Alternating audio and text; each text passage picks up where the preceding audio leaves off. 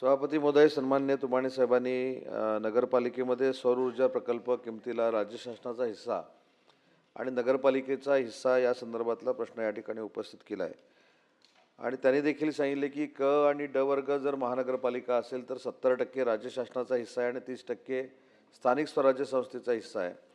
अ वर्ग नगर परिषदेमध्ये 85% राज्य शासन, 15% स्थानिक स्वराज्य संस्था. ब वर्ग नगर परिषद 90% राज्य शासन हिस्सा, 10% स्थानिक स्वराज्य संस्था. आणि क वर्ग नगर परिषद नगरपंचायत 95% राज्य शासन आणि 5% स्थानिक स्वराज्य संस्था. सन्मान्य सदस्यांनी जो मुद्दा या ठिकाणी मांडला की स्थानिक स्वराज्य संस्थांची आर्थिक परिस्थिती ही बेताची असल्यामुळं हा जो स्थानिक स्वराज्य संस्थांचा हिस्सा आहे तो भरताना त्यांना अडचण निर्माण होते आणि वस्तुस्थिती खरी आहे. आणि म्हणून जर याच्यामध्ये काही बदल करायचे असतील तर याची तपासणी केली पाहिजे, याच्यामध्ये एखादी कमिटी नेमली पाहिजे. PPP सारखं मॉडेल आपण याच्यामध्ये चांगल्या पद्धतीनं रन करू शकतो का, अशा पद्धतीची भूमिका देखील भविष्यामध्ये घेणं आवश्यक आहे. आणि त्याच्यासाठी एक समिती स्थापन करावी असे निर्देश DMAला दिले जातील.